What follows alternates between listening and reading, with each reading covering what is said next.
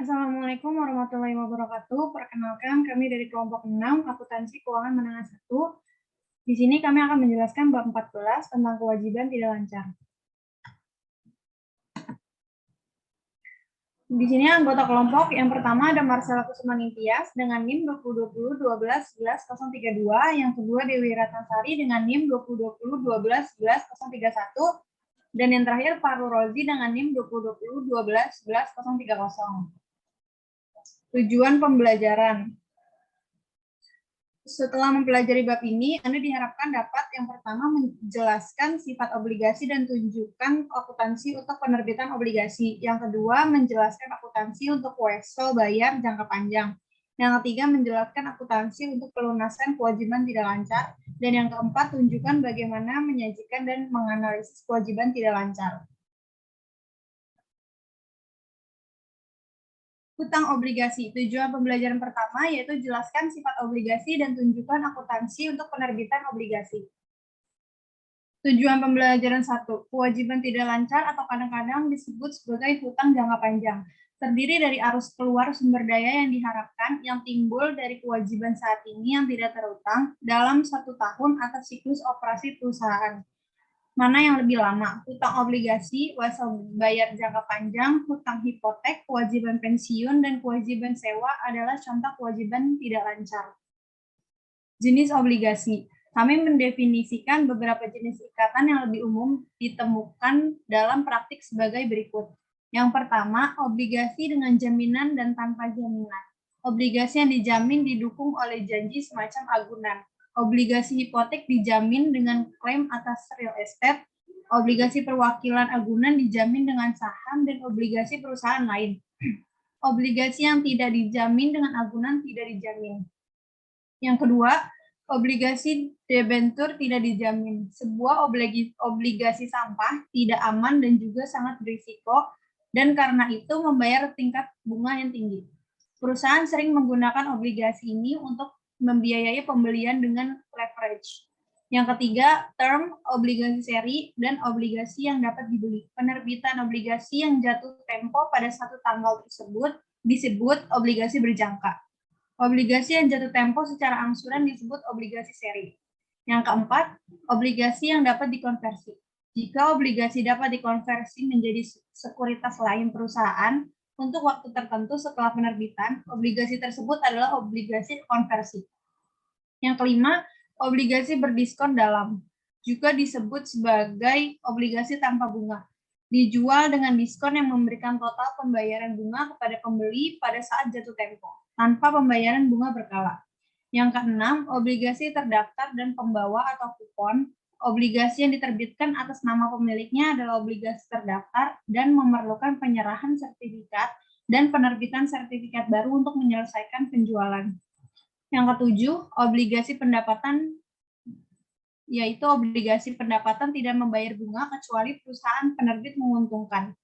Obligasi pendapatan disebut demikian karena bunganya dibayarkan dari sumber pendapatan tertentu.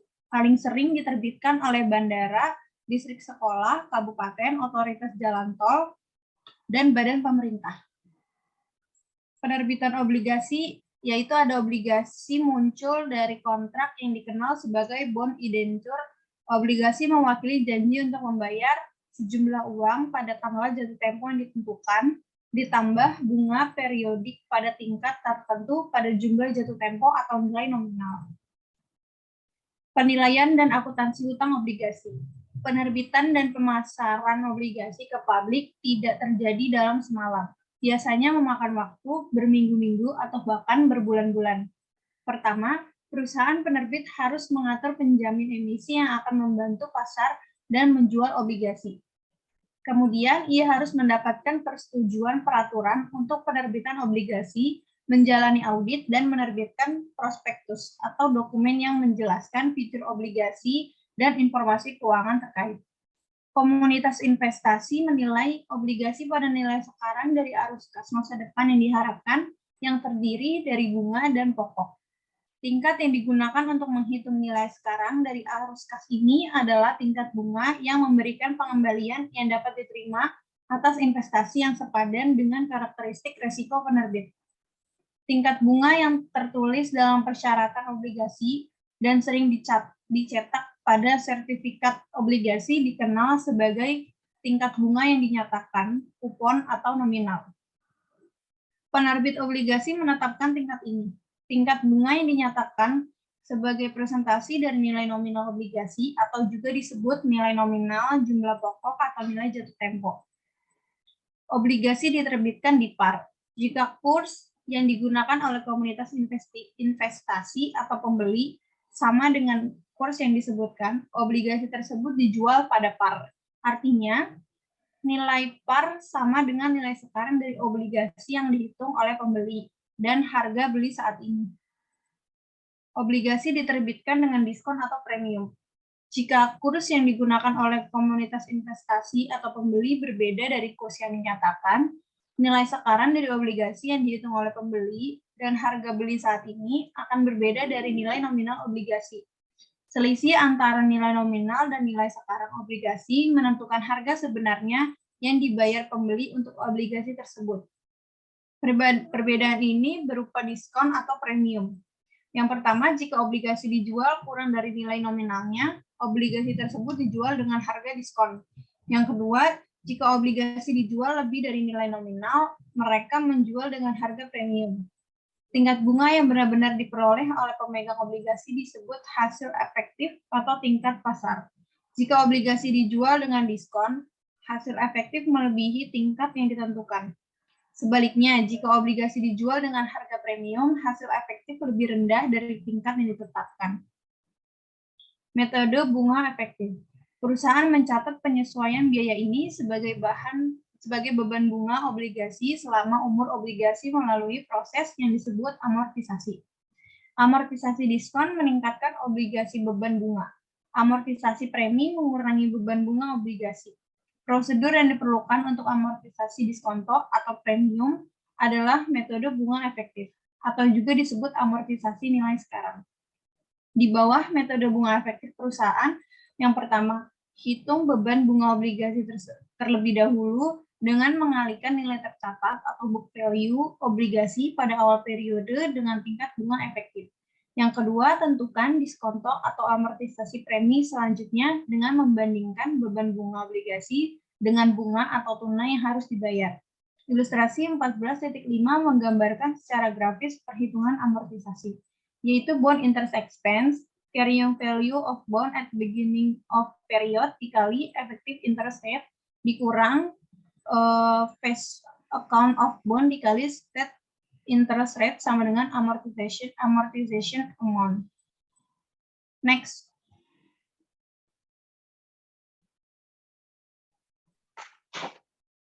Wesel bayar jangka panjang. Tujuan pembelajaran 2. Jelaskan akuntansi untuk wesel bayar jangka panjang. Perbedaan antara wesel bayar lancar dan wesel bayar jangka panjang adalah tanggal jatuh temponya. Wesel bayar jangka pendek adalah wesel bayar yang diharapkan akan dibayar oleh perusahaan dalam waktu 1 tahun atau siklus operasi yang lebih lama. Wesel jangka panjang memiliki substansi yang mirip dengan obligasi. Dalam hal itu, keduanya memiliki tanggal jatuh tempo yang tetap dan memiliki tingkat bunga yang dinyatakan atau implisit. Akuntansi untuk wesel dan obligasi sangat mirip. Perusahaan mengamortisasi setiap diskon atau premi selama umur wesel, seperti halnya diskonto atau premi obligasi.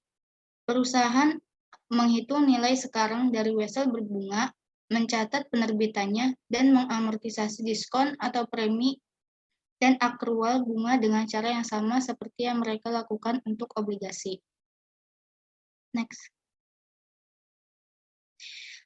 Catatan diterbitkan pada nilai nominal.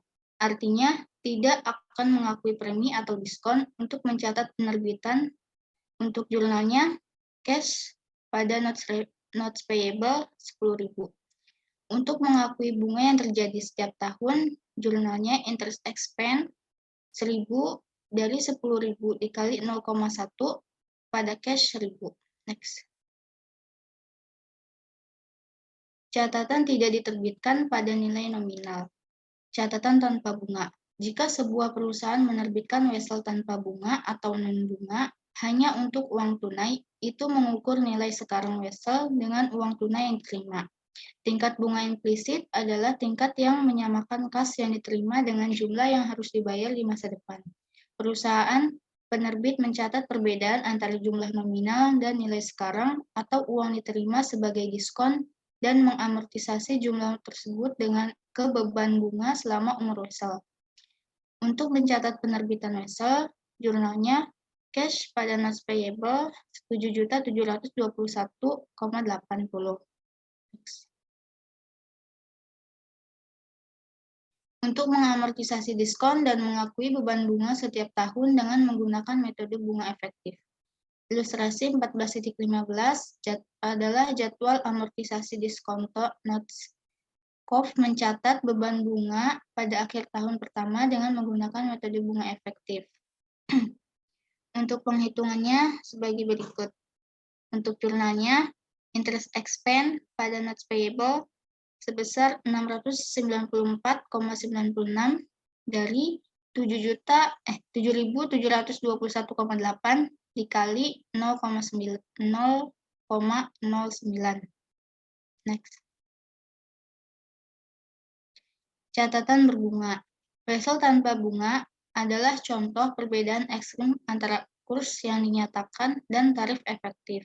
Dalam banyak kasus, perbedaan antara tarif ini tidak terlalu besar. Untuk mencatat penerbitan wesel tersebut, jurnalnya cash pada notes payable 9.520. Untuk mengamortisasi diskon dan mengakui beban bunga setiap tahun dengan menggunakan metode bunga efektif, ilustrasi 14.16 merupakan jadwal amortisasi diskonto wesel. Next. Nah, di situ ada date of issue-nya 9.520, end of year 1 10.000 dari 10.000 dikali 0,10. End of year 2 sama sampai end of year 3. Kemudian untuk kolom interest expense-nya 1.142 dari 9.520 dikali 0,12. Untuk kolom diskon amortize 142 dari 1.142 dikurangi 1.000. Untuk kolom carrying amount of note 9.520 ditambah 142 menghasilkan 9.962. Begitu terus sampai akhir. Nah, untuk mencatat pembayaran bunga tahunan dan amortisasi diskonto, untuk tahun pertama jurnalnya interest expense 1.142 pada notes payable 142 dan cash-nya 1.000. Next. Situasi wesel bayar khusus. Catatan yang diterbitkan untuk properti, barang, atau jasa. Terkadang perusahaan dapat menerima properti, barang, atau jasa sebagai ganti wesel bayar. Kapan mempertukarkan instrumen utang untuk properti, barang, atau jasa dalam transaksi tawar-menawar yang dilakukan secara wajar, tingkat bunga yang dinyatakan dianggap adil, kecuali yang pertama tidak ada suku bunga yang disebutkan atau tingkat bunga yang disebutkan tidak masuk akal, atau jumlah nominal yang dinyatakan dari instrumen utang berbeda secara material dari penjualan tunai saat ini, harga untuk item yang sama atau serupa, atau dari nilai wajar saat ini dari instrumen utang. Dalam keadaan ini, perusahaan mengukur nilai kini dari instrumen utang dengan wajar, nilai properti, barang, atau jasa, atau dengan jumlah yang secara wajar mendekati nilai wajarnya dari catatan. Jika tidak ada tingkat bunga yang ditentukan, jumlah bunga adalah selisihnya antara jumlah nominal wesel dan nilai wajar properti.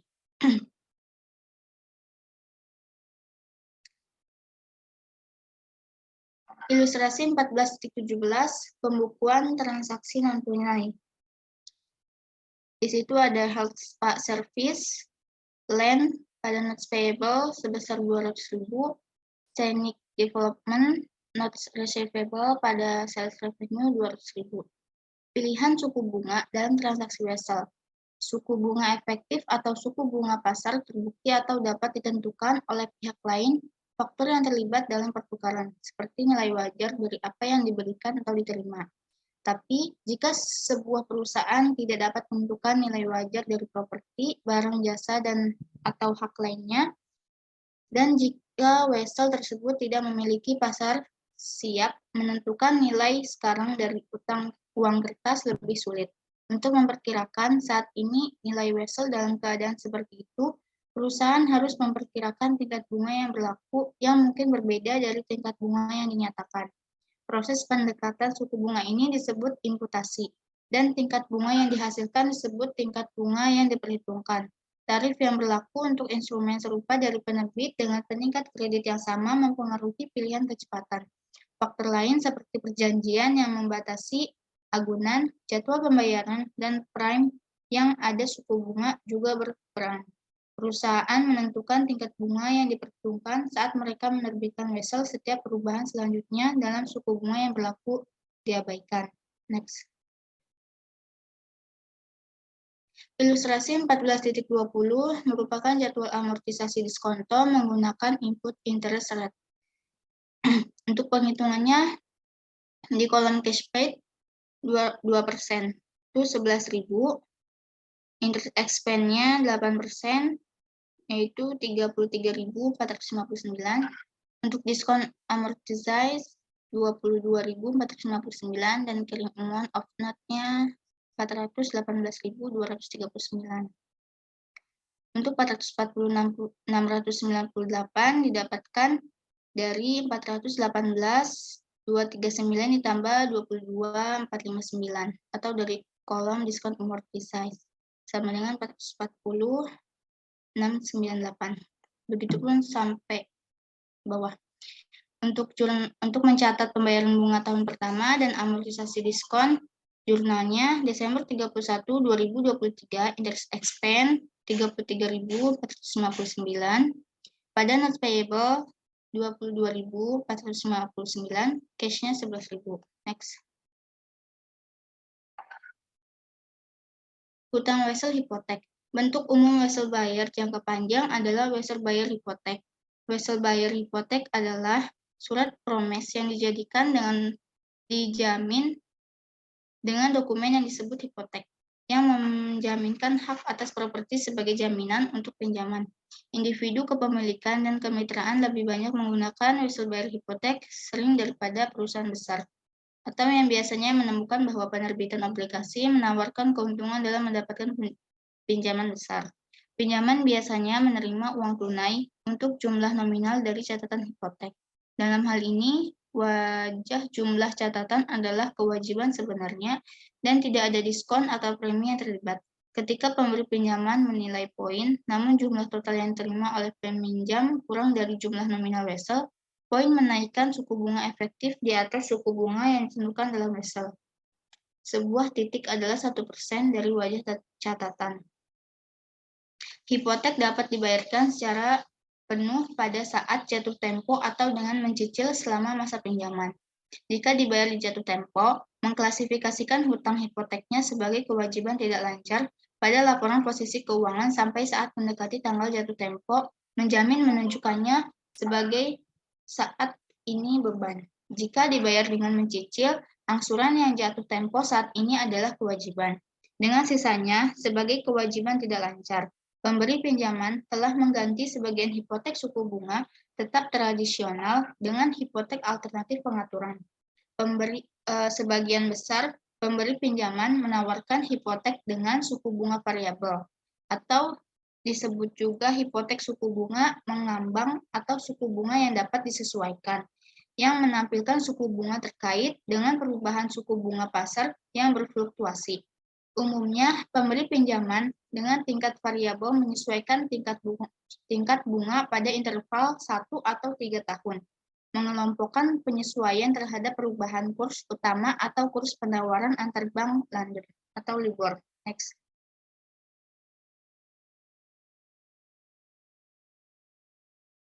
Pemadaman kewajiban tidak lancar. Tujuan pembayaran 3 yaitu jelaskan akuntansi untuk pelunasan kewajiban tidak lancar. Next. Jika sebuah perusahaan memegang obligasi atau bentuk keamanan hutang lainnya hingga jatuh tempo, perusahaan tidak menghitung keuntungan atau kerugian apapun. Ini akan sepenuhnya mengamortisasi setiap premi atau diskon pada tanggal obligasi jatuh tempo. Akibatnya, nilai tercatat, nilai jatuh tempo atau face, dan nilai wajar obligasi adalah sama. Oleh karena itu, tidak ada keuntungan atau kerugian ada. Di bagian ini, kita membahas penghapusan utang di bawah 3 situasi tambahan umum, yaitu yang pertama, pemadaman dengan uang tunai sebelum jatuh tempo. Yang kedua itu pemusnahan dengan cara mengalihkan aset atau surat berharga. Yang ketiga itu pemadaman dengan modifikasi istilah. Pemadaman dengan uang tunai sebelum jatuh tempo, yaitu dalam beberapa kasus, perusahaan menghapus hutang sebelum tanggal jatuh tempo.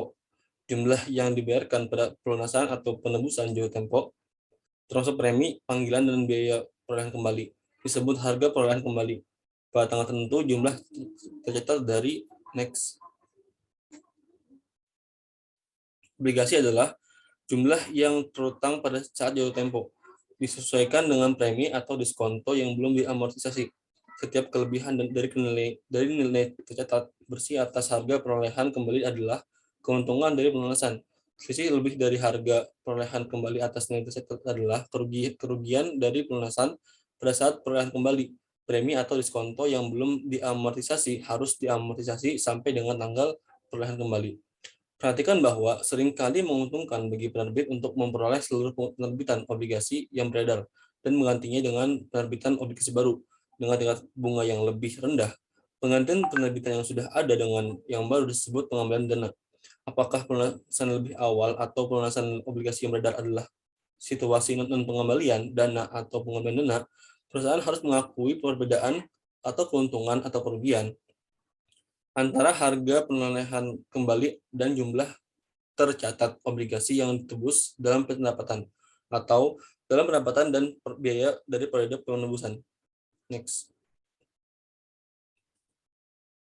Pemadaman dengan tukar harta atau surat berharga. Selain menggunakan uang tunai, penyelesaian kewajiban atau utang atau melibatkan baik pengalihan aset non tunai atau real estate, piutang atau aset lainnya, atau penerbitan saham debitur. Dalam situasi ini, kreditur harus memperhitungkan aset non-kas atau bunga ekuitas yang diterima pada nilai wajarnya. Debitur harus menentukan kelebihan jumlah tercatat utang atas nilai wajar aset atau ekuitas yang dialihkan atau keuntungan. Poin 13, debitur mengakui keuntungan sebesar jumlah kelebihannya. Selain itu, debitur mengakui keuntungan atau kerugian pelepasan aset sepanjang nilai wajar aset tersebut berbeda dengan nilai tercatatnya atau nilai buku.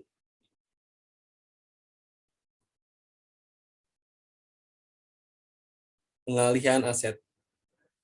Asumsikan bahwa Hamburg Bank meminjamkan 20 juta euro ke Bond Mortgage Company Bond. Pada giliran yang menginvestasikan uang ini di gedung apartemen tempat tinggal. Namun karena tingkat hunian yang rendah, ia tidak dapat memenuhi kewajiban pinjamannya. Hamburg Bank setuju untuk menerima real estate dengan nilai wajar sebesar 16 juta euro dari Bond Mortgage. Dalam penyelesaian penuh kewajiban pinjaman, 20 juta euro itu real estate memiliki nilai tercatat 21 juta pada pembukaan Bond Mortgage. Bond atau debitur mencatat transaksi ini sebagai berikut, yaitu yang pertama, Bond Mortgage memiliki kerugian disposisi real estate sebesar 5 juta euro, yaitu selisih antara 21 juta dengan nilai buku dan 16 juta yaitu nilai wajar. Selain itu, ia memiliki keuntungan atas penyelesaian utang sebesar 4 juta euro atau selisih antara 20 juta nilai tetap usul bayar dan 16 juta nilai wajar real estate. Next. Pemberian bunga ekuitas, yaitu sekarang asumsikan bahwa Hamburg Bank setuju untuk menerima dari Bond Mortgage 320.000 setahun biasa atau 1 par itu 10 euro yang memiliki nilai wajar 16 juta euro. Dalam penyelesaian penuh kewajiban pinjaman 20 juta euro, Bond Mortgage debitur ini mencatat saham biasa yang diterbitkan dengan cara yang normal. Ini mencatat perbedaan antara par nilai dan nilai wajar saham sebagai agio saham. Pemadaman dengan modifikasi ketentuan hampir setiap hari. Wall Street Journal atau Financial Times memuat berita tentang beberapa perusahaan yang mengalami kesulitan keuangan, seperti Japan Display atau yang dari Jepang atau buyer H dari Dutch. Terus dalam banyak dari situasi ini, kreditur dapat memberikan konsensi peminjam sehubungan dengan penyelesaian. Kreditur menawarkan konsensi ini untuk memastikan pengumpulan pinjaman setinggi mungkin. Misalnya, kreditur dapat menawarkan satu atau kombinasi dari modifikasi berikut. Yang pertama itu pengurangan tingkat bunga yang ditetapkan. Yang kedua itu perpanjangan tanggal jatuh tempo jumlah nominal hutang. Yang ketiga itu pengurangan jumlah nominal utang. Yang keempat, pengurangan atau penangguhan bunga yang masih harus dibayar. Next. Seperti penjelasan lainnya, ketika kreditur memberikan konsensi yang menguntungkan pada persyaratan pinjaman, debitur memiliki keuntungan ekonomi, yaitu dengan demikian, akuntansi untuk modifikasi serupa dengan pembukuan untuk pemadaman lainnya. Artinya, kewajiban awal berakhir hutang baru dicatat sebesar nilai wajarnya dan keuntungan diakui atas selisih nilai wajar kewajiban baru dan nilai tercatat kewajiban lama. Sebagai ilustrasi, asumsikan bahwa pada tanggal 31 Desember 2022, Morgan National Bank berhutang perjanjian modifikasi dengan Resort Development Group yang mengalami kesulitan keuangan. Bank merestrukturasi pinjaman piutang sebesar 10.500.000 yang diterbitkan pada nilai nominal atau bunga yang dibayarkan sampai saat ini dengan mengurangi kewajiban pokok dari 10.500.000 menjadi 9 juta. Memperpanjang tanggal jatuh tempo dari 31 Desember 2022 menjadi 31 Desember 2026 dan mengurangi tingkat bunga dari tingkat efektif historis dari 12% menjadi 8%. Diberikan kesulitan keuangan, Resort Development di tingkat pinjaman berbasis pasar adalah 15%. IFRS mencatatkan modifikasi untuk dicatat sebagai penghapusan wesel lama dan penerbitan wesel baru diukur pada nilai wajar, menunjukkan perhitungan pada pasar nilai uang kertas yang dimodifikasi menggunakan tingkat diskonto pasar Resort Development sebesar 15%. Keuntungan modifikasi adalah 3,298.664 yang merupakan selisih antara nilai catat sebelumnya yaitu 10.500 yuan dan nilai wajar wesel yang direstrukturasi seperti yang dihitung dalam ilustrasi. Dengan informasi ini, Resort Development membuat entities berikut untuk mencatat modifikasi. Next. Yaitu Resort Development mengakui beban bunga atas wesel ini dengan menggunakan tarif efektif sebesar 15%. Jadi pada tanggal 31 Desember 2023, tanggal pembayaran bunga pertama setelah direstrukturasi, Resort Development membuat jurnal serupa, yaitu kecuali untuk jumlah yang berbeda atau kredit ke wasel bayar dan mendebit ke beban bunga. Setiap tahun sampai jatuh tempo, pada saat jatuh tempo, ringkasnya setelah modifikasi, Resort Development telah menghapus uang kertas lama dengan tingkat efektif 12% dan sekarang memiliki pinjaman baru dengan tingkat bunga efektif jauh lebih tinggi, yaitu 15%. Next.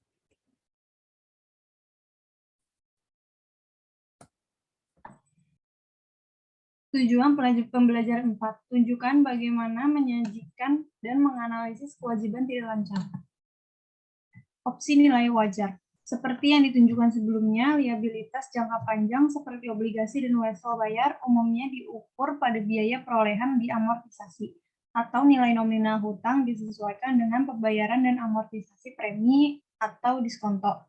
Namun, perusahaan memiliki opsi untuk mencatat nilai wajar dalam akun mereka untuk sebagian besar aset dan kewajiban keuangan, termasuk obligasi dan wesel bayar. Seperti dibahas dalam bab 7, ISB percaya bahwa pengukuran nilai wajar untuk instrumen keuangan, termasuk liabilitas keuangan, memberikan informasi yang lebih relevan dan dapat dipahami daripada biaya perolehan diamortisasi.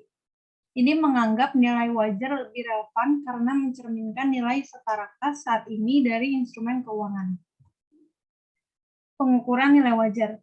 Jika perusahaan memilih opsi nilai wajar, kewajiban tidak lancar seperti obligasi dan wesel bayar dicatat pada nilai wajar dengan keuntungan atau kerugian kepemilikan yang belum direalisasi dilaporkan sebagai bagian dari laba bersih. Keuntungan atau kerugian kepemilikan yang belum direalisasi adalah perubahan bersih dalam nilai wajar liabilitas dari satu periode ke periode lainnya. Tidak termasuk beban bunga yang diakui tetapi tidak dicatat. Akibatnya, Perusahaan melaporkan liabilitas pada nilai wajar setiap tanggal pelaporan. Selain itu, ia melaporkan perubahan nilai sebagai bagian dari laba bersih. Sebagai ilustrasi, Edmonds SE menerbitkan 500 euro obligasi 6% pada nilai nominal pada tanggal 1 Mei 2022. Edmonds memilih opsi nilai wajar untuk obligasi ini pada tanggal 31 Desember 2022. Nilai wajar obligasi adalah 480.000 euro karena suku bunga di pasar meningkat menjadi 8%. Nilai sekuritas utang turun karena obligasi membayar lebih rendah dari harga pasar untuk sekuritas serupa.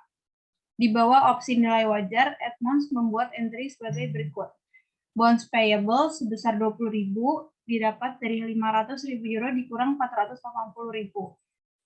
Lalu ada unrealized holding gain or loss income sebesar 20.000. Seperti yang ditunjukkan oleh entry jurnal, nilai obligasi menurun.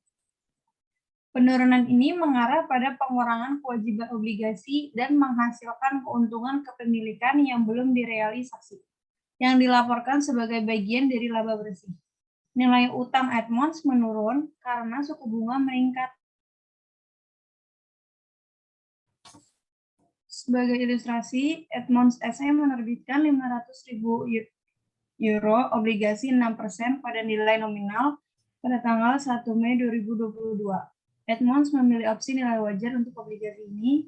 Pada tanggal 31 Desember 2022, nilai wajar obligasi adalah 460.000 euro karena suku bunga di pasar meningkat menjadi 8%. Nilai sekuritas utang turun karena obligasi membayar lebih rendah dari harga pasar untuk sekuritas serupa. Di bawah opsi nilai wajar, Edmonds membuat entry sebagai berikut. Bond payable sebesar 20.000, yaitu didapat dari 500.000 dikurang 480.000. Lalu ada unrealized holding gain or loss income sebesar 20.000. Seperti yang ditunjukkan oleh entry jurnal, nilai obligasi menurun. Penurunan ini mengarah pada pengurangan kewajiban obligasi dan menghasilkan keuntungan kepemilikan yang belum direalisasi, yang dilaporkan sebagai bagian dari laba bersih. Nilai utang Edmonds menurun karena suku bunga meningkat. Harus ditekankan bahwa Edmonds harus terus menilai hutang obligasi pada nilai wajar di semua periode berikutnya. Kontroversi nilai wajar. Dengan obligasi Edmonds, kami berasumsi bahwa penurunan nilai obligasi disebabkan oleh kenaikan suku bunga. Dalam situasi lain, penurunan dapat terjadi karena obligasi menjadi lebih cenderung gagal bayar. Artinya, jika kelayakan kredit Edmonds menurun, nilai utangnya juga menurun. Jika kelayakan kreditnya menurun, investor obligasinya menerima tingkat yang lebih rendah dibandingkan dengan investor dengan investasi beresiko serupa. Jika Edmonds menggunakan opsi nilai wajar, perubahan nilai wajar hutang obligasi karena penurunan kelayakan kredit dimasukkan sebagai bagian dari pendapatan. Beberapa pertanyaan, bagaimana Edmonds dapat mencatat keuntungan ketika kelayakan kreditnya menjadi lebih buruk? Seperti yang diamati oleh seorang penulis, sepertinya berlawanan dengan intuisi. Namun, ISB mencatat bahwa kerugian debt holders adalah keuntungan pemegang saham. Artinya, klaim pemegang saham atas aset perusahaan meningkat ketika nilai klaim debt holders menurun. Selain itu, posisi kredit yang memburuk dapat mengindikasikan bahwa aset perusahaan juga menurun nilainya.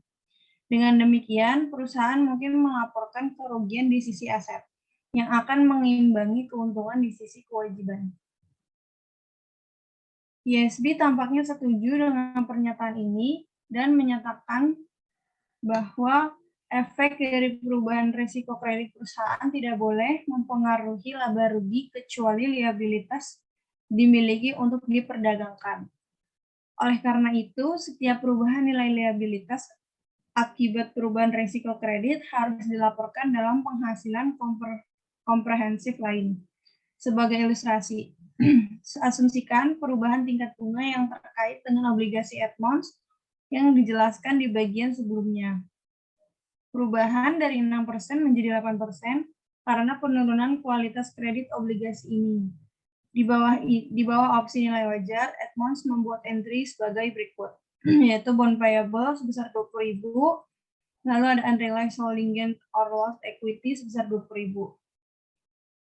Ayat jurnal ini mengakui penurunan nilai wajar liabilitas dan keuntungan kepemilikan yang belum direalisasi, yang dilaporkan sebagai bagian dari pendapatan komprehensif lain. Nilai obligasi Edmonds menurun karena perubahan resiko kreditnya, bukan karena kondisi pasar secara umum. Edmonds kemudian terus menilai hutang obligasi pada nilai wajar di semua periode berikutnya. Lalu pembiayaan di luar neraca. Apa kesamaan Air Berlin, HIBC, China Construction Bank Corp, dan Enron? Mereka semua telah dituduh menggunakan pembiayaan off-balance sheet untuk meminimalkan pelaporan utang pada laporan posisi keuangan mereka. 15. Pembiayaan di luar neraca adalah upaya untuk menjamin uang sedemikian rupa untuk mencegah pencatatan kewajiban. Ini telah menjadi masalah yang sangat penting. Banyak yang menuduh bahwa Enron adalah salah satu kegagalan perusahaan terbesar yang pernah tercatat, menyembunyikan sejumlah besar utangnya dari laporan posisi keuangan. Akibatnya, setiap perusahaan yang menggunakan pembiayaan off-balance sheet hari ini beresiko investor membuang saham mereka. Akibatnya, harga saham mereka akan menderita. Namun demikian, sejumlah besar pembiayaan off-balance sheet terus ada. Seperti yang dicatat oleh seorang penulis, yaitu keinginan dasar manusia hanya sedikit untuk mendapatkan makanan yang cukup, untuk mencari tempat berteduh, dan untuk menghindari hutang dari neraca. Bentuk yang berbeda. Pembiayaan di luar neraca dapat mengambil bentuk yang berbeda, yaitu yang pertama, anak perusahaan yang tidak dikonsolidasi. Berdasarkan IFRS, perusahaan induk tidak harus mengkonsolidasikan anak perusahaan yang kepemilikannya kurang dari 50%. Dalam kasus seperti itu, induk perusahaan tidak melaporkan aset dan kewajiban anak perusahaan. Semua laporan induk pada laporan posisi keuangannya adalah investasi di anak perusahaan. Akibatnya, pengguna keuangan pernyataan mungkin tidak memahami bahwa anak perusahaan memiliki hutang yang cukup besar yang pada akhirnya dapat menjadi tanggung jawab induk perusahaan jika anak perusahaan mengalami kesulitan keuangan. Yang kedua, entitas bertujuan khusus atau SPA. Sebuah perusahaan menciptakan entitas tujuan khusus untuk melakukan proyek khusus. Sebagai ilustrasi, asumsikan bahwa Claire Company memutuskan untuk membangun yang baru, yaitu pabrik. Namun, manajemen tidak ingin melaporkan pabrik atau pinjaman yang digunakan untuk mendanai pembangunan tersebut pada laporan posisi keuangannya. Oleh karena itu, ia menciptakan SPA, yang tujuannya adalah untuk membangun pabrik. Atau pengaturan ini disebut pengaturan pembiayaan proyek. SPA membiayai dan membangun pabrik.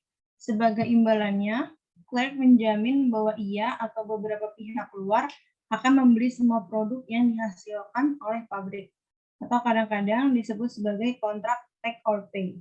Akibatnya, Clark mungkin tidak melaporkan aset atau kewajiban dalam pembukuan. Alasannya, mengapa perusahaan terlibat dalam pembiayaan off-balance sheet? Alasan utamanya adalah bahwa banyak yang percaya bahwa menghapus hutang meningkatkan kualitas laporan posisi keuangan dan memungkinkan kredit diperoleh dengan lebih mudah dan dengan biaya lebih rendah. Kedua, perjanjian pinjaman sering membatasi jumlah hutang yang mungkin dimiliki perusahaan. Akibatnya, perusahaan menggunakan pembiayaan off-balance sheet karena jenis komitmen ini mungkin tidak dipertimbangkan dalam menghitung batas hutang. Yang ketiga, beberapa berpendapat bahwa sisi aset dari laporan posisi keuangan sangat diremehkan. Misalnya, perusahaan yang mendepresiasi aset dengan basis yang dipercepat seringkali memiliki jumlah tercatat untuk properti, pabrik, dan peralatan yang jauh lebih rendah daripada nilai wajarnya. Untuk mengimbangi nilai-nilai yang lebih rendah ini, beberapa orang percaya bahwa sebagian dari hutang tidak harus dilaporkan. Dengan kata lain, jika perusahaan melaporkan aset pada nilai wajar, tekanan yang lebih kecil pasti akan ada untuk pengaturan pembiayaan off balance sheet. Apakah argumen di atas memiliki manfaat masih bisa diperdebatkan? Gagasan umum tidak terlihat, tidak terpikirkan, mungkin tidak benar dalam akuntansi. Banyak pengguna laporan keuangan menunjukkan bahwa mereka mencoba untuk memperhitungkan pengaturan pembiayaan off balance sheet ini ke dalam perhitungan mereka ketika menilai hubungan hutang dengan ekuitas. Demikian pula banyak perjanjian pinjaman juga mencoba menjelaskan pengaturan yang rumit ini.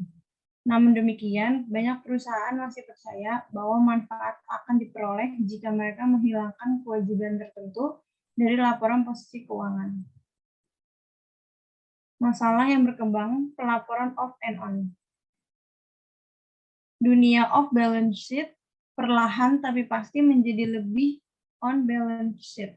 Aturan baru tentang penjaminan dan konsolidasi SBA melakukan bagiannya untuk meningkatkan jumlah utang yang dilaporkan pada laporan posisi keuangan perusahaan.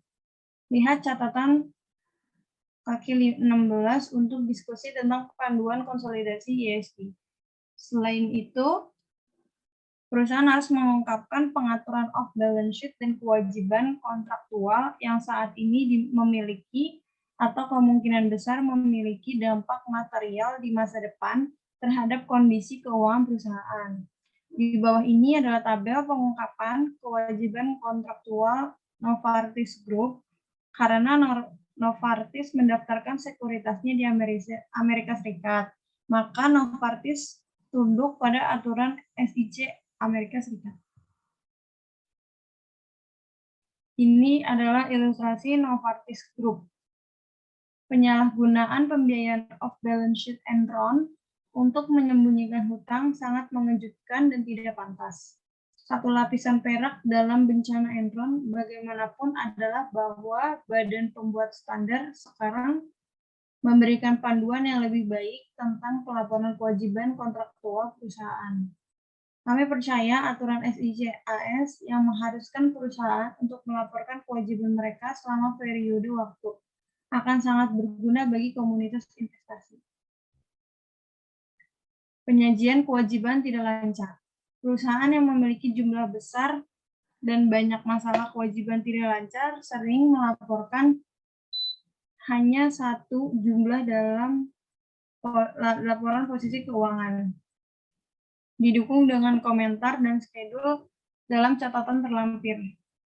Hutang jangka panjang yang jatuh tempo dalam waktu 1 tahun harus dilaporkan sebagai kewajiban lancar. Jika perusahaan berencana untuk membiayai kembali hutang, mengubahnya menjadi saham, atau menariknya dari dana pensiun obligasi, perusahaan harus terus melaporkan hutang sebagai tidak lancar jika perjanjian pembiayaan kembali selesai pada akhir periode. Pengungkapan catatan umumnya menunjukkan sifat kewajiban, tanggal jatuh tempo, suku bunga, ketentuan panggilan, hak konversi, pembatasan yang diberlakukan oleh kreditur, dan aset yang ditunjuk atau dijaminkan. Perusahaan harus menunjukkan setiap aset yang dijaminkan sebagai jaminan atas hutang dalam aset bagian dari laporan posisi keuangan. Nilai wajar utang jangka panjang juga harus diungkapkan. Akhirnya, perusahaan harus mengungkapkan pembayaran masa depan untuk kebutuhan dana pelunasan dan jumlah jatuh tempo utang jangka panjang selama masing-masing 5 tahun ke depan. Pengungkapan ini membantu keuangan pengguna laporan dalam mengevaluasi jumlah dan waktu arus kas masa depan. Ilustrasi 14.25 menunjukkan contoh jenis informasi yang disediakan untuk Novartis. Analisis kewajiban tidak lancar. Kreditur jangka panjang dan pemegang saham tertarik pada solvabilitas jangka panjang perusahaan, terutama kemampuannya untuk membayar bunga yang jatuh tempo dan membayar nilai nominal utang pada saat jatuh tempo. Hutang terhadap aset dan waktu bunga yang diperoleh adalah 2 rasio yang memberikan informasi tentang kemampuan membayar hutang dan solvabilitas jangka panjang. Rasio utang terhadap aset. Rasio utang terhadap aset mengukur presentasi total aset yang diberikan oleh kreditur. Untuk menghitungnya, bagi total hutang atau kewajiban lancar dan tidak lancar dengan total aset, seperti yang ditunjukkan oleh ilustrasi 14.26. Debt to asset sama dengan total liabilities dibagi total aset. Kali bunga diperoleh. Rasio kali bunga yang diperoleh menunjukkan kemampuan perusahaan untuk memenuhi pembayaran bunga saat jatuh tempo, seperti yang ditunjukkan pada ilustrasi 14.27. Dihitung dengan membagi jumlah pendapatan bersih, beban bunga, dan beban pajak penghasilan dengan beban bunga. Rumusnya, time interest earned sama dengan net income ditambah interest expense ditambah income tax expense dibagi interest expense. Untuk menggambarkan rasio ini, kami menggunakan data dari laporan tahunan 2018 Novartis. Novartis memiliki total kewajiban sebesar 66,871 juta dolar, total aset sebesar 145,563 juta dolar, beban bunga sebesar 957 juta dolar, pajak penghasilan sebesar 1.221 juta dolar, dan laba bersih sebesar 12.614 juta dolar. Kami menghitung hutang Novartis terhadap aset dan kali rasio bunga yang diperoleh seperti yang ditunjukkan pada ilustrasi 14.28. Debt to asset sebesar 66.871 dolar dibagi 145.563 dolar sama dengan 46%. Time interest earned itu 12.614 dolar ditambah 9.957 dolar ditambah 1.221 dolar dibagi 957 dolar hasilnya 15,5 times. Next. Selanjutnya soal dan jawab.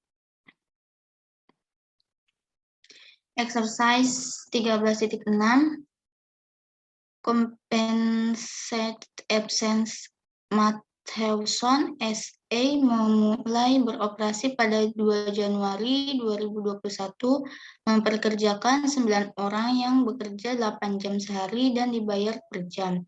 Setiap karyawan mendapatkan 10 dibayar hari libur dan 6 hari sakit dibayar setiap tahun. Hari libur dapat diambil setelah 15 Januari tahun ini, mengikuti tahun di mana mereka diperoleh. Hari sakit dapat diambil segera setelah diperoleh. Tidak terpakai hari sakit menumpuk. Informasi tambahan sebagai berikut. 2021 ada 12, 2022, 13, 2021, 0, 2022, 9, 2021, 4, dan 2022, 5. Mathewson telah memilih untuk memperoleh biaya absen yang dikompensasikan pada tingkat pembayaran yang berlaku selama periode saat diterima dan untuk mengakumulasikan pembayaran sakit saat diterima. Instruksinya yang pertama, siapkan entry jurnal untuk mencatat transaksi yang terkait dengan absensi yang dikompensasi selama tahun 2021 dan 2022. Yang kedua, hitunglah jumlah liabilitas atas cuti berimbalan yang harus dilaporkan pada laporan posisi keuangan pada tanggal 31 Desember 2021 dan 2022. Next.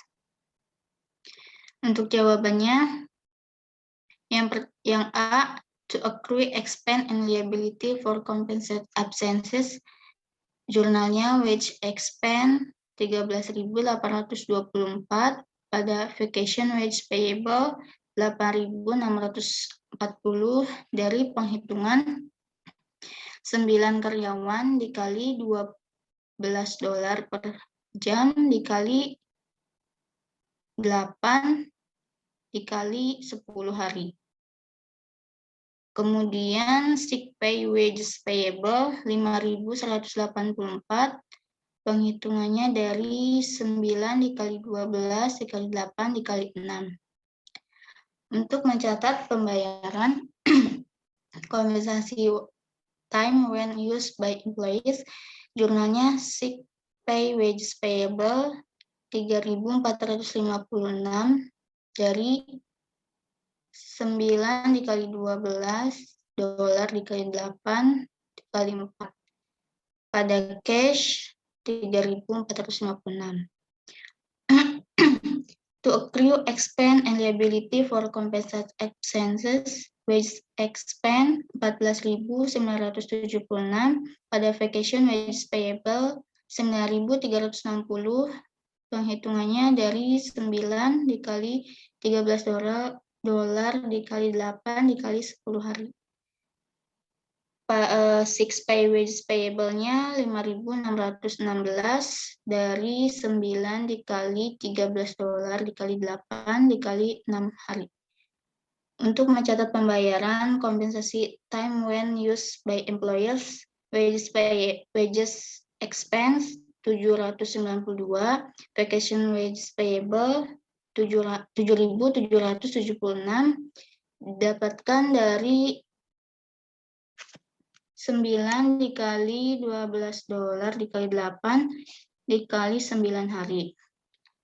Untuk six pay wages payable-nya 4.536 dari 9 dikali 12 dolar dikali 8 dikali 6 kurangi 4 hari.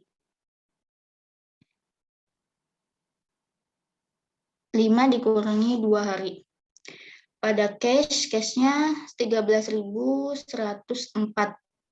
Dapatkan dari 9 dikali 13 dikali 8 dikali 9 hari 8.424 ditambah 9 dikali 13 dikali 8 dikali 5 4.680, jadi jumlahnya 13.104. Untuk yang B, accrued liability at year end pada tahun 2021, vacation wage payable balance-nya 0 ditambah accrued-nya 8.640 dikurangi pembayarannya 0. Jadi saldo 31 Desember sebesar 8.640. Untuk sick pay wages payable-nya balance-nya 1 Januari 0. Tambah accrued-nya 5.184 dikurangi pembayarannya 3.456. Hasilnya 1.728. Untuk tahun 2022 vacation wage payable-nya Januari 1 8.640 ditambah accrued-nya 9.360 dikurangi paid-nya 7.776. Jadi hasilnya 10.224 dolar. Untuk sick pay wages payable-nya Januari 1 1.728 ditambah accrued-nya 5.616 dikurangi paid-nya 4.536. Dihasilkan 2.808 dolar.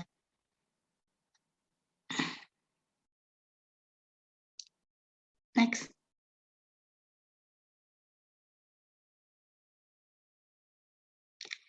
Exercise 13.24, komputasi dan analisis rasio. Laporan keuangan ringkas IAN Ltd memberikan informasi berikut dalam jumlah ribuan. Instruksinya, tentukan untuk tahun 2022. Yang pertama, rasio lancar pada tanggal 31 Desember, rasio uji asam pada 31 Desember, perputaran piutang, perputaran persediaan, pengembalian aset, margin keuntungan penjualan. Siapkan evaluasi singkat tentang kondisi keuangan IAN dan kecukupan keuntungannya. Berikut adalah statement of financial position-nya dan laporan laba ruginya. Next. Yang pertama 318.000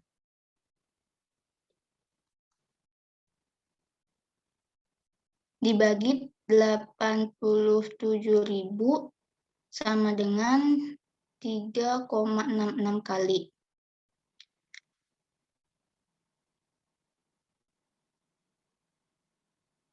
Yang kedua, 820.000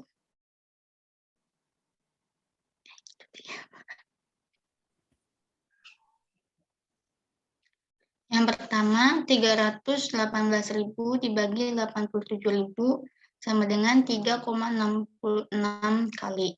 Yang kedua,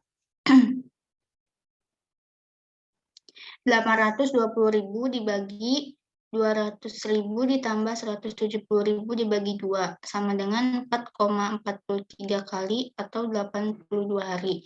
Yang ketiga, 1.400.000 dibagi 95.000 sama dengan 14,74 kali atau 25 hari. Yang keempat, 210.000 dibagi 52.000 dikali 260.000 dibagi 5 sama dengan 4,04. Yang kelima, 210.000 dibagi 1.400.000 sama dengan 15,0%. Yang keenam, 210.000 dibagi 488.000 sama dengan 43,03%.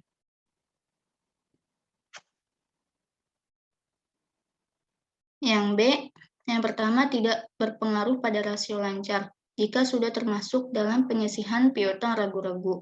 Yang kedua, melemahkan rasio lancar dengan mengurangi aset lancar. Yang ketiga, memperbaiki rasio lancar dengan mengurangi aset lancar dan kewajiban lancar sebesar jumlah yang sama. Yang keempat, tidak berpengaruh pada rasio lancar. Yang kelima, melemahkan rasio lancar dengan meningkatkan kewajiban lancar. Yang keenam, tidak berpengaruh pada rasio lancar. Next.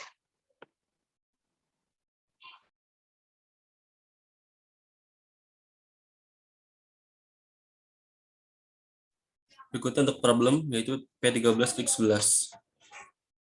Yang pertama itu kita di situasinya itu sebagai akibat dari kecelakaan yang tidak diasumsikan sepanjang tahun, tuntutan pribadi sebesar 350.000 euro dan 60.000 euro telah diajukan kepada perusahaan.